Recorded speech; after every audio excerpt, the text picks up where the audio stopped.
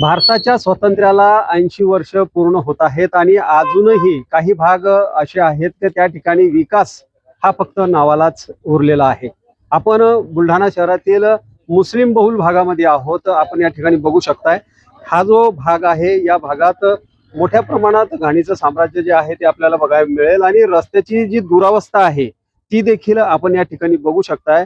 रस्त्याच्या मधोमध खोदण्यात आलेले जे खड्डे आहेत ते अद्यापही भरलेले नाही आहेत आणि मोठ्या संख्येने जे आहे नागरिकांच्या ऐन घरासमोरच हे गड्डे आहेत आणि या गड्ड्यावर टाकलेला हा जो मुरुम आहे किंवा तो जो या ठिकाणी खच आहे तो या ठिकाणी दिसतोय.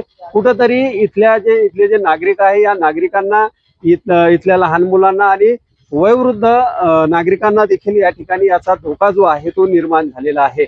गेल्या 2-1 महिन्यांपासून ही जी परिस्थिती आहे ही जशीच्या तशी असल्याचं या ठिकाणचे जे नागरिक आहेत ते सांगत आहेत. त्याचबरोबर या ज्या ड्रेनेजच्या नाल्या आहेत त्या देखील आपण या ठिकाणी बघू शकता. ह्या पूर्णतः ज्या आहेत त्या भरलेल्या आहेत आणि त्याचं जे सांडपाणी जे आहे ते वर आलेलं आहे.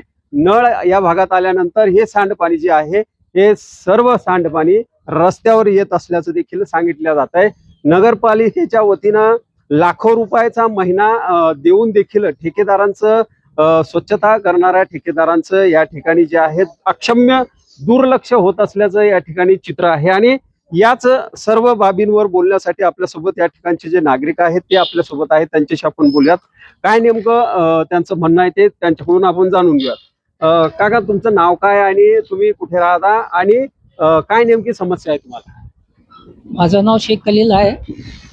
मी यजमाल नगरमध्ये जेट्या उभ्या आहे त्याचं थोडं अंतरावरच राहतो. आमची समस्या तर फारच आहे, परंतु सध्या परिस्थिती अशी आहे की 3 महिन्यापासून हे रखडलेलं काम पडलेलं आहे. याची कोणी दक्षता घेत नाही.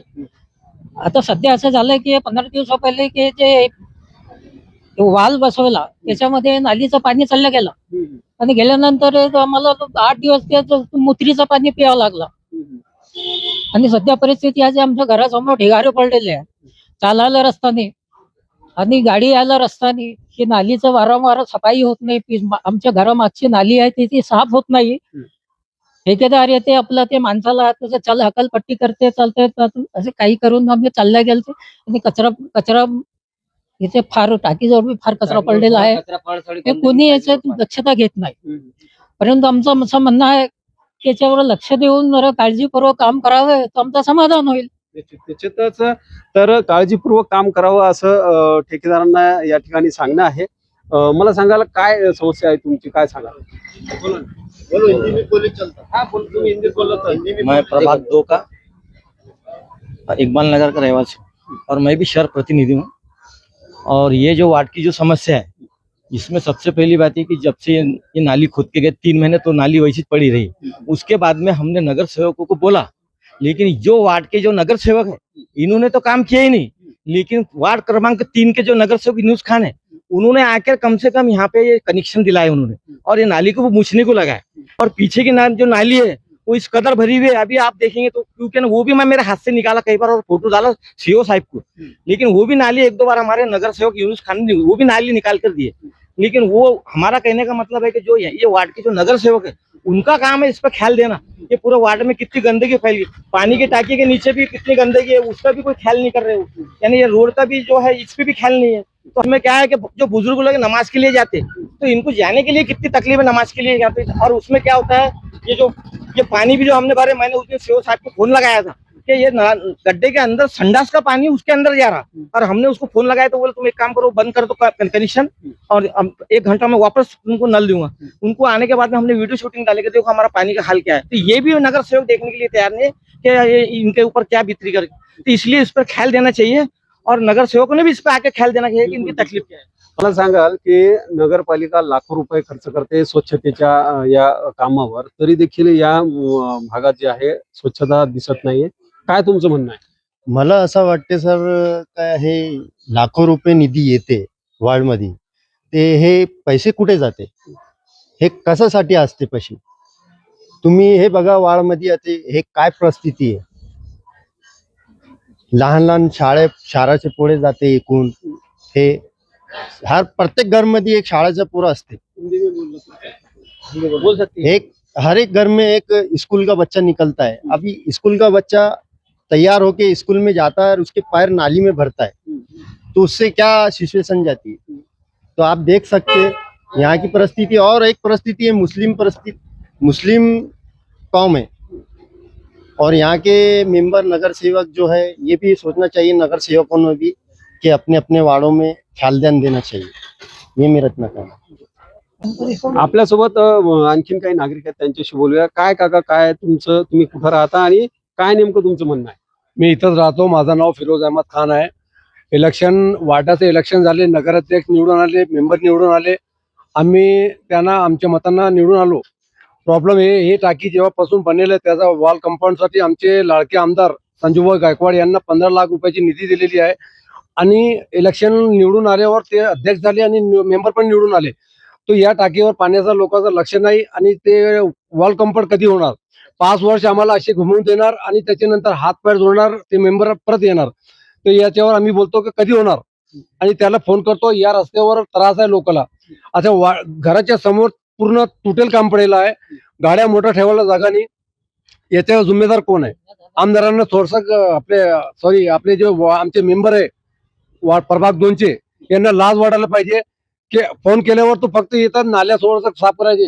हे मागचे जे सर्व्हिस लाईन आहे, फोन केल्यावर तो येतात. त्यांचं काम आहे यायचं आणि पाहून काम किती बाकी तर करायचा. आम्ही फोन केला तेव्हाच येतो, तर झोपत असते घरात. जी परिस्थिती आहे ती या ठिकाणी आपल्याला दिसते. आणि मोठा पाऊस सुरू असतो त्यावेळेला जी आहे इथलची परिस्थिती आहे ती अतिशय दयनीय होत असते. कारण आपण बघू शकता की या ठिकाणी जे काम केलेलं आहे अर्धवट, आणि हे जे मटेरियल पडलेलं आहे, यामुळे जे लहान लहान लेकरं आहेत त्यांना इथं वापरण्यासाठी किंवा जाण्या येण्यासाठी मोठी कसरत जी आहे ती या ठिकाणी करावी लागते. आणि नाल्यांचं पाणी जे आहे ते पाणी सर्व अक्षरशः जे आहे रस्त्यावर येत असतं, असं या ठिकाणी सांगण्यात आलेलं आहे. तर काय सांगाल तुम्ही, या भागात तुम्ही राहता, काय नेमक्या समस्या आहे तुमच्या? हमारी समस्या ये है कि ये यहाँ पे दूसरा कोई जानवर तो दिखता ही नहीं हमारे को, डुक्कर के अलावा.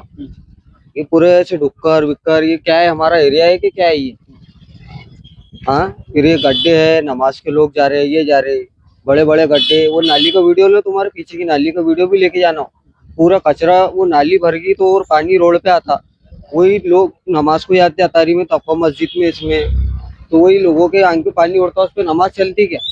हाँ, वही इतना ही बोलना है हमारा.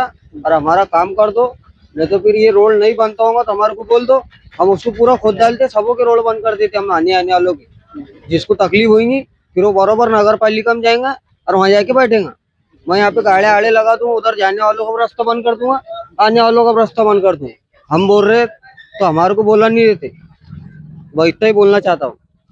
निश्चितच या भागात जे आहे आपण पाहू शकता की मोठ्या संख्येने जे आहे नागरिकांचा जो रोष आहे तो या ठिकाणी दिसतो आहे. आणि इथले जे कामं आहेत ती झाली पाहिजेत अशी त्यांची रास्त जी आहे ती मागणी या ठिकाणी आहे. स्वच्छतेवर मोठा खर्च जो आहे नगर परिषदेच्या वतीनं होतो, परंतु पाहिजे त्या प्रमाणात इथली स्वच्छता जी आहे ती दिसत नाही आहे. आणि नगर पालिकेच्या माध्यमातून जे कामं सुरू आहेत ते आहेत, त्याचबरोबर जे आहे या जलजीवन मिशनच्या वतीनं जे काम या ठिकाणी सुरू आहे, या जलजीवन मिशनच्या अंतर्गत जे पाण्याच्या पाईपलाईनचं जे काम चालू आहे त्याचं देखील अर्धवटचं काम या ठिकाणी आपल्याला सध्या तरी दिसत आहे. त्याचा अडथळा जो आहे सर्वसामान्य नागरिकांना या ठिकाणी सहन करावा लागत आहे.